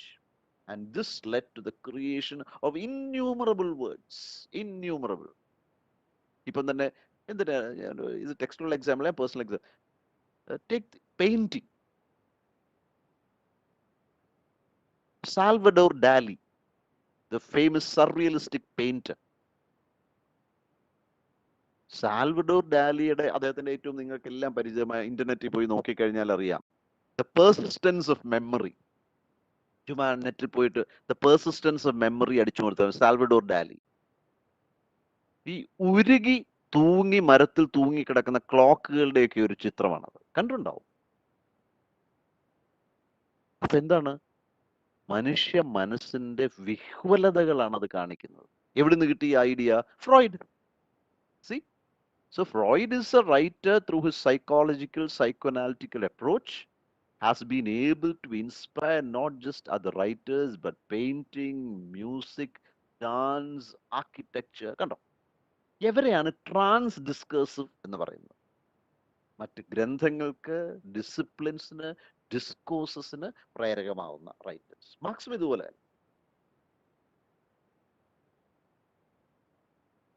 എന്നിട്ട് അദ്ദേഹം പറയുന്നത് ഒരു simple example കൂടെ ഞാനിത് ബോധ്യപ്പെടുത്താം. He says the theories of Marx and Freud can be applied to other fields, but a novel cannot be applied to other fields. എന്നിട്ട് അദ്ദേഹം പറയുന്നു, for example, Charles ഡിക്കൻസിന്റെ famous നോവലാണ് എ ക്രിസ്മസ് കെറോൾ. നിങ്ങൾ Charles ഡിക്കൻസിനെ അറിയാം, great എക്സ്പെക്ടേഷൻസും David കോപ്പർഫീൽഡും ഒക്കെ കേട്ടിട്ടുണ്ട്. ഈ Christmas കെറോൾ ചരിത്രം പറയുന്നത് ലോകത്തിൽ ആദ്യമായിട്ട് ഈ റൊട്ടി മേടിക്കാൻ ആൾക്കാർ ക്യൂ നിൽക്കുന്ന കൂട്ട് ക്യൂ നിന്ന ആൾക്കാർ ഒരു കാലത്ത് മേടിച്ച ഒരു കൃതിയാണ് the Christmas carol. Such a famous work in England by Charles Dickens. So Foucault says Marxist theories or psychoanalytical theories of Marx and Freud can be used to analyze the novel The Christmas Carol, A Christmas Carol by Charles Dickens. But you cannot analyze Marxist and psychoanalytical theories using the novel Christmas Carol. കണ്ടോ? Simple. Christmas കരോളിനെ ഉപയോഗിച്ച് നിങ്ങൾക്ക് മാർക്സിനെയും ഫ്രോയിഡിനെയും പഠിക്കാൻ പറ്റത്തില്ല, പക്ഷെ ഫ്രോയിഡിനും മാർക്സിനെയും ഉപയോഗിച്ച് നിങ്ങൾക്ക് Christmas Carol പഠിക്കാം. Therefore, ഇങ്ങനത്തെയുള്ളവരെ അദ്ദേഹം പറയുന്നു they are masters of discursivity. Ordinary writers are non-discursive practitioners, but these people are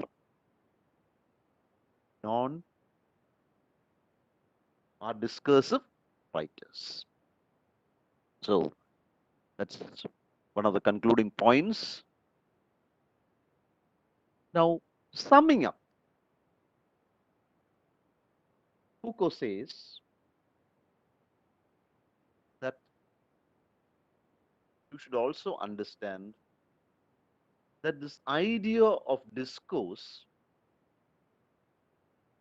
is not something with one dimension or homogeneous. നമ്മൾ സ്ഥിരം തിയറി ഉപയോഗിക്കുന്ന വാക്കാണ് ഡിസ്കോഴ്സ്, വ്യവഹാരം. ഈ ഡിസ്കോഴ്സ് എന്ന് പറയുന്ന സാധനം, ഈ idea of discourse is not homogeneous. It is not one dimensional, one-sided, but it is related to culture. And therefore, every society looks at discourse according to his own or according to her own culture. So, in short, discourse is culture. And therefore, every discourse an author creates is also automatically culture.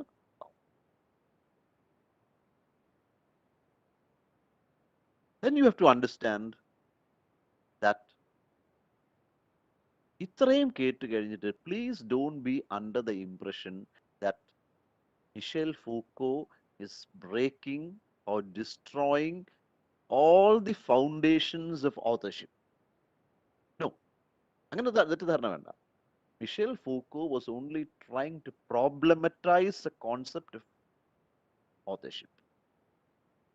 And he knows, he agrees that the function of the author is certainly linked to the various discourses that are existing in the universe.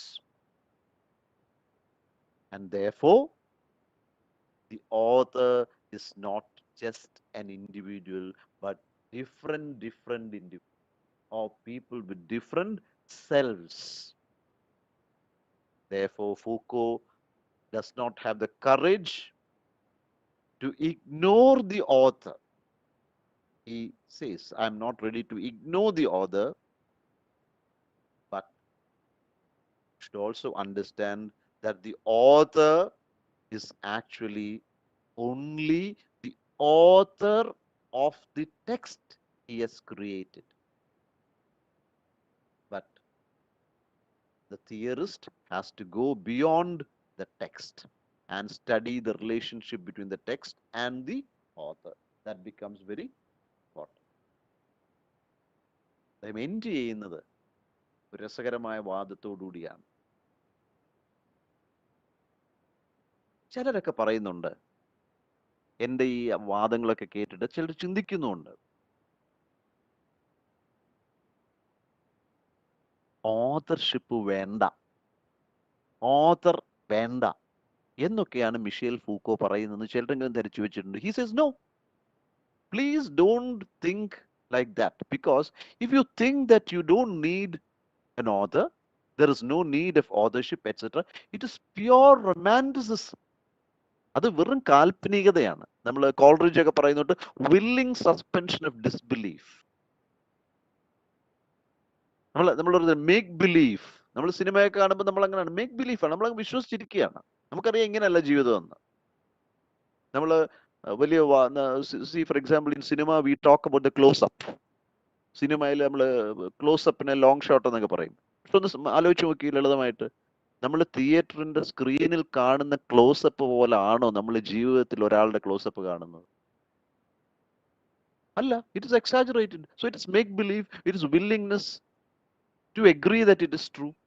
So if I argue that there is no need for authorship, etc., that would be mere pure romanticism, pure fiction, pure imagination. So ഞാൻ അതിന്റെ വക്താവ് അല്ല. But my simple argument is that in future, when a work is discussed, don't focus only on the content of the work,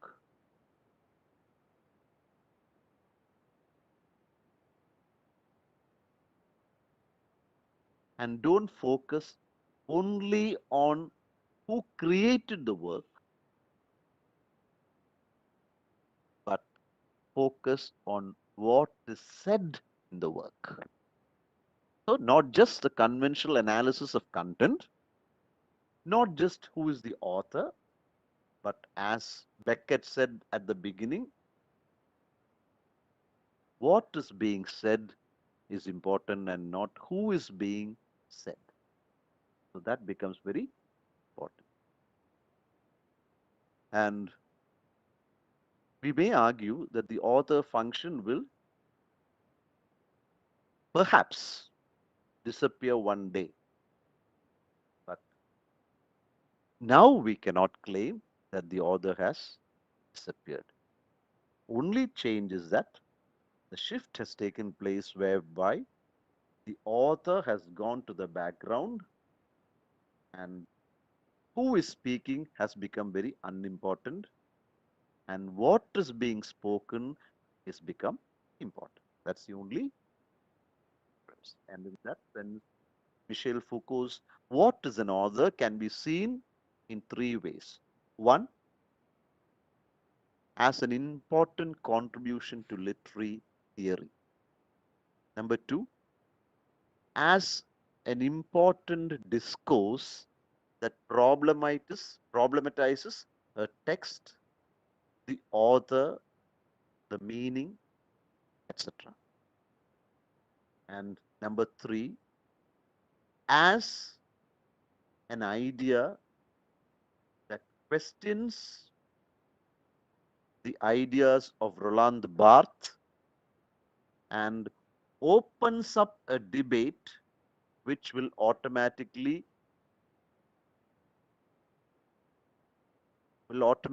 lead to new discourses. Will automatically lead to new discourses. അപ്പോഴ് ലളിതമായിട്ട് പറഞ്ഞ എന്താ എൻ്റെ വാദമാണ് that Michel Foucault himself becomes a discursive writer. കണ്ടോ? Michel Foucault himself becomes a discursive writer like Marx and Freud and Friedrich Nietzsche, because he is also, through this essay, opening up the possibilities of other texts. So, അതാണ് ഈ എസ്സേയുടെ പ്രധാനപ്പെട്ട ആശയ ലോകം. I think I have made a little sense. എല്ലാം കൂടെ ഒന്ന് link ചെയ്ത് പറയാൻ ശ്രമിച്ചിട്ടുണ്ട്. അപ്പം അതും നിങ്ങളുടെ സ്റ്റഡി മെറ്റീരിയലും കൂടെ I think it will help you out. MA കഴിഞ്ഞിട്ടായാലും ഒറിജിനൽ എസ്സേയും കൂടെ ഒന്ന് വായിക്കാൻ തീർച്ചയായിട്ടും ശ്രമിക്കണം. ഞാൻ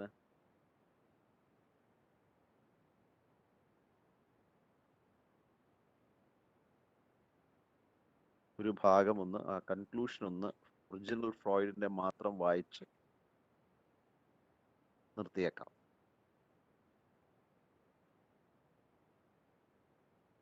All discourses, this is how the essay ends.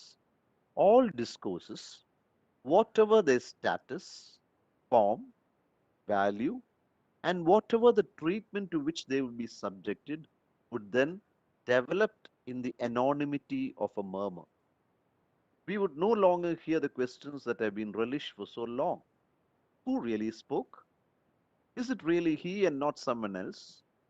With what authenticity or originality? And what part of his deepest self did he express in his discourse? Instead, there would be other questions like, what are the modes of existence of this discourse? Where has it been used? How can it circulate? And who can appropriate it for himself? What are the places in it where there is room for possible subjects? Who can assume these various subject functions? And behind all these questions, we would hear hardly anything but the stirring of an indifference. നിസ്സംഗതയുടെ ചലനം. What difference does it make who is speaking? കണ്ടോ? എങ്ങനെയാണ് ഈ essay discuss ആവുന്നത്? Michel Foucault ends the essay himself by asking almost 13 questions. Perhaps that would be the subject of another essay answering these questions. And therefore, Michel Foucault also becomes a master of discursivity. Thank you.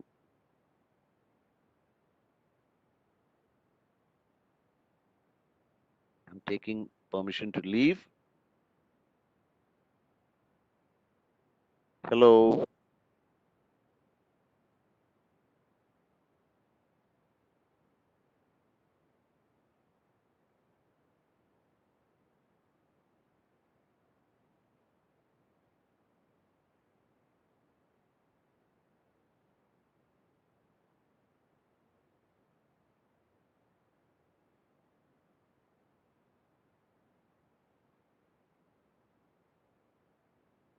Okay. So next time we'll perhaps see on another platform. Our പാളിച്ചകളൊക്കെ വന്നെങ്കിൽ the fault is mine. Next time we'll try to make it better. Thank you anyhow. It was a pleasure talking to you. Okay, see you and all the best. Take care. Keep your health clean.